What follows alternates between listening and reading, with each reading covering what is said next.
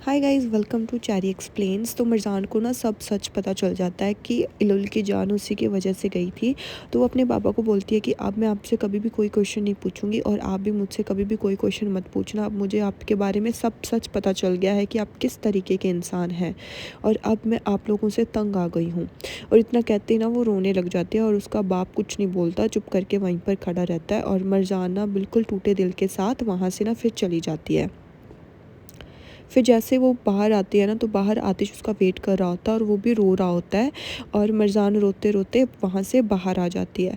तो ना आतिश फिर मिर्ज़ान को ना ऐसे पकड़ सी लेता है और बोलता है कि मिर्ज़ान रो मत, तुम चुप हो जाओ। वो बोलता है कि क्या करूँ मैं कैसे जीऊँ जब मुझे पता चल गया है कि इलुल की जान सिर्फ मेरी वजह से गई है। तो ना आतिश उसको पकड़ लेता है और बोलता है कि ऊपर देखो और मेरी आंखों में देखो। तो ना मिर्ज़ान की हिम्मत ही नहीं होती कि वो उसकी आंखों में देख सके और वो ना ऐसे कॉन्टीन्यूसली रोती रहती है। यार मेरे को इस पे ना ऐसे रोना आ रहा है इसको देखकर।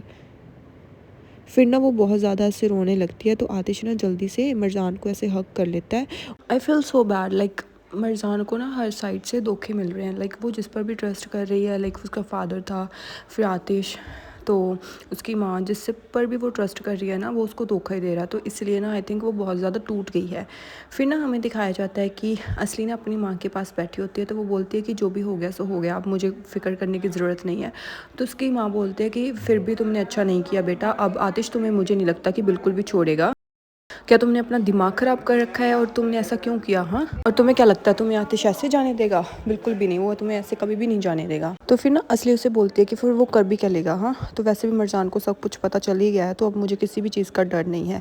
तो वो बोलती है कि तुम अभी इसी चीज़ के बारे में सोच रही हो, तुम्हें ऐसे नहीं लग रहा कि अब तुमको इस चीज़ के बारे में सोचना चाहिए कि आतिश तुम्हारे साथ क्या करेगा। तुम्हें इस चीज़ की फ़िक्र नहीं करनी चाहिए कि वो दोनों साथ में रहेंगे या नहीं। अब आतिश तुमको बिल्कुल भी नहीं छोड़ेगा जब तक वो तुम्हें इस चीज़ के लिए सबक नहीं सिखा देता। इससे अच्छा कि अब तुम यहाँ से ना चली जाओ कुछ दिन के लिए, तुम आतिश की नज़रों के सामने बिल्कुल भी मत आओ। तो इतना सुनते ही ना असली को गुस्सा आ जाता है। वो बोलती कि मैं कहीं नहीं जा रही हूँ, ठीक है ना, समझ गई आप, मैं यहीं पर रहूँगी और आतिश मुझे कुछ नहीं कहेगा। वैसे भी मिर्ज़ान को पता लगना ही था, आज नहीं तो कल। और वैसे भी मैं उन दोनों को यहाँ पर अकेला छोड़कर तो बिल्कुल भी नहीं जाऊँगी। और आपको क्या लगता है कि मैं ऐसे ही चली जाऊँगी? नो, नो वे, मैं ऐसा कभी भी नहीं जाऊँगी। और मुझे कुछ टाइम यहाँ पर एंजॉय तो करने दो। और मेरे लिए कुछ भी मैटर नहीं करता, बिकॉज़ मेरे को ऐसे फ़िक्र ही नहीं है कि अब आतिश मेरे बारे में क्या सोच रहा है क्या नहीं। बट मैंने जो काम करना था वो मैंने काम कर लिया, अब मुझे किसी चीज़ की फ़िक्र नहीं है। वो बोलती है कि मैंने तुम्हें कितनी बार बोला है कि स्मार्ट बनो, बट अपने फुटप्रिंट्स वहाँ पर मत छोड़ो, और अब तुम फंस गई हो। तुम उसको कहीं और तरीके से भी बता सकती थी, बट नहीं, तुमने आतिश के सामने ही उसको बताना अच्छा सोचा। तो फिर अब तुम्हारे साथ जो होगा वो देखना। तो असली बोलती है कि आई डोंट केयर, जो भी होगा वो ठीक है, मैंने आतिश के सामने बता दिया तो अब मुझे अच्छा लग रहा है और मैं खुश हूँ, प्लीज़ मुझे तंग मत करो। तो उसकी माँ ना ऐसे हो जाती है कि इस असली का मैं क्या करूँ, क्योंकि वो उसकी बात समझने वाली होती है। तुम रुक जाओ असली, तेरे को अभी पता लगेगा, तू थोड़ा टाइम रुक जा बस, बताएगा तेरे को आतिश।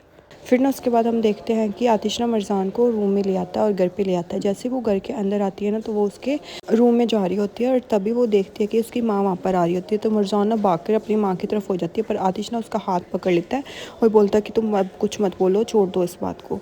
फिर ना वो उसकी तरफ देखती है और अपना हाथ ना आतिश के हाथ से छुड़वा लेती है और वो बोलती है कि आपको पता था क्या?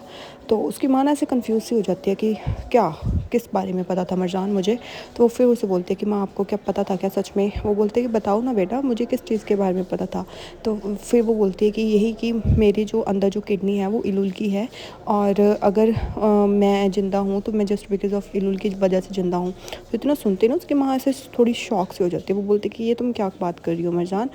आई really don't know about that, और ये कौन सी किडनी किस चीज़ के बारे में बात कर रही हो? आई रियली डोंट नो। तो फिर वो बोलते हैं कि मुझे कुछ भी समझ नहीं आ रहा, प्लीज़ अच्छे से समझाओ मुझे। फिर ना आतिश भी उसकी तरफ ना ऐसे शॉकिंगली देखने लगता है कि क्या इसे सच में कुछ नहीं पता। देन मिर्ज़ान सर की स्टॉप प्रिटेंडिंग मॉम, आप प्रिटेंड मत करो, ठीक है ना, मुझे सब पता चल गया इस चीज़ के बारे में। आप सब ने ना मिलकर ये सब किया मेरे साथ, और ये जो किडनी है ना जो ट्रांसप्लांट हुई है ये इलुल की है, और ये इलुल की किडनी मैं लेकर चल रही हूँ, और मेरी वजह से किलुल हमेशा के लिए यहाँ से चली गई, और मेरे पापा ने भी मुझे सब सच बता दिया। और इतना सुनते ही ना उसकी माँ से जानूनली शॉक हो जाती है कि ये सब हो क्या गया है। वो बोलते कि क्या क्या कह रही हो तुम, ये मुझे समझ नहीं आ रहा। तो मरजाना उसकी तरफ देखती है, तो वो बोलती है कि ये सच नहीं हो सकता, ऐसा कुछ भी नहीं है। तो वो बोलती है कि नहीं माँ, ये सब सच है। तो वो बोलती है कि नहीं मरजान, मुझे इस चीज़ के बारे में बिल्कुल भी नहीं पता था कि क्या सच है क्या नहीं।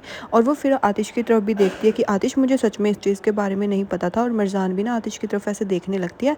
तो आतिश तो ऑलरेडी बेचारा अपसेट होता है, क्योंकि उसको तो हर जगह से लाइक झूठे और धोखे ही मिल रहे हैं।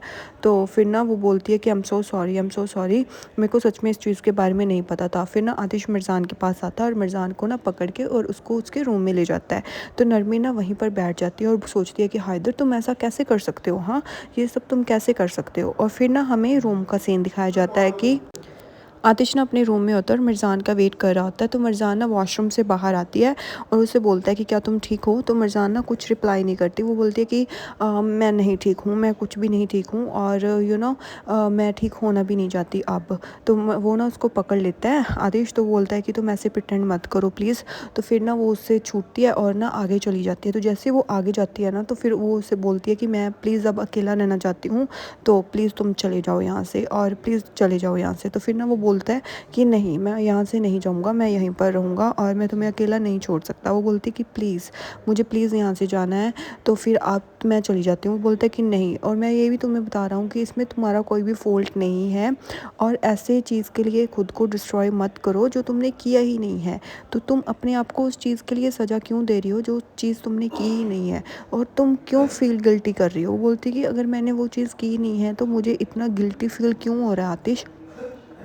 फिर ना वो बोलती है कि मेरे को नहीं पता मेरे को क्या करना चाहिए। तो आतिश कहता है ना, चलो थोड़ी ना रेस्ट कर लो, आ जाओ। तो वो बोलती है कि नहीं, वो बोलते हैं कि नहीं नहीं, आ जाओ, रेस्ट करनी है। तो फिर ना वो बताता है कि मेरे को ना थोड़ा काम है, तो फिर मैं वो काम करके अभी आता हूँ। तो मरजाना उसका हाथ पकड़ लेती है। वो बोलती है कि मुझे पता है कि तुम अब असली के पास चले हो और उसको झगड़ने चले हो उसके पास, तो अब तुम्हें ना वहाँ पर जाने की कोई भी ज़रूरत नहीं है आतिश। वैसे भी जो भी उसने असली ने कहा था ना, वो सब सच ही तो है, तो इसमें तुम्हें कुछ भी करने की ज़रूरत नहीं है, तो प्लीज़ उसको कुछ भी मत कहना। तो फिर ना वो मिर्ज़ान के पास आ जाता है और बोलता है कि नहीं, और तुम अपना सिर्फ ध्यान रखो, और तुम्हें ना इन चीज़ों के बारे में बिल्कुल भी नहीं सोचना है, जस्ट थिंक अबाउट मी, और अपना ध्यान रखो, ठीक है, और मैं ना थोड़ी देर में आ जाता हूँ, ओके ठीक है। तो इतना कहकर ना वो वहाँ से फिर चले जाता है।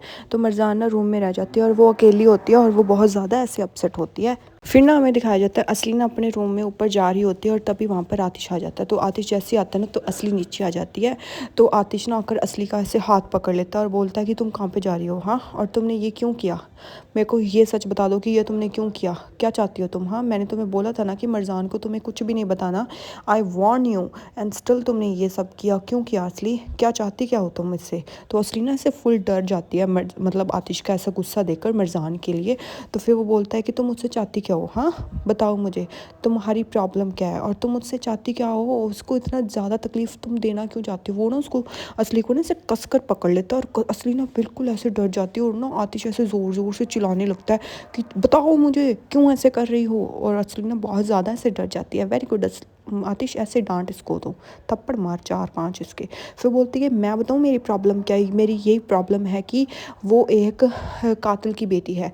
तो वो बोलता है कि चुप असली चुप, मैंने तुम्हें पहले बोला था कि उसका कोई भी इसमें फ़ॉल्ट नहीं है, मरजान की इसमें कोई भी गलती नहीं है, तो तुम्हें मरजान को कुछ भी बोलने की ज़रूरत नहीं है, और मैंने तुम्हारा दिल थोड़ी तोड़ा है, तुम जो ऐसे बिहेव कर रही हो मरजान के साथ, और तुमने सब कुछ बर्बाद कर दिया असली।